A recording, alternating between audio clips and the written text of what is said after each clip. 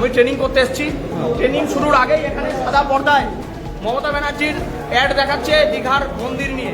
আমি অবজেকশন করেছি, আরও আমার অনেক দাদারা ছিলেন, এই যে এই দাদাও অবজেকশন করেছে, আরও অনেক দাদা এখানে ছিলেন, তারা অবজেকশন করেছে। আমরা বলেছি যে এটা নির্বাচনী বিধিভঙ্গ হচ্ছে, নির্বাচনী বিধিভঙ্গ হচ্ছে। আমি আই কার্ড দেখতে চেয়েছি, এটাই আমার অপরাধ। বিডিও অফিসের বিডিওর সামনে একজন কর্মচারী আমার কানে কানে এসে বলে গেল, তুই বাইরে বেরোলে না, বেশি বেশি করিস না, মার্ডার হয়ে যাবি। তোর কিন্তু মার্ডার হওয়ার সময় হয়ে গেছে।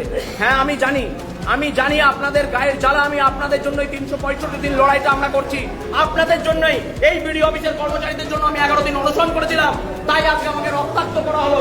বিডিওর নেতৃত্বে বিডিওর কর্মচারীরা এই ঘরে যারা দায়িত্বে ছিল তারা হাত তুলে দিল, তারা কিছু জানে না, উল্টে আমাকে কিল চর ঘুষি যেমন খুশি তাই করলো, আমাকে মেরে ফাটিয়ে ফেলা হয়েছে। দেখুন, এই যদি অবস্থা হয়, রাজ্যে ইলেকশনের দরকার নেই।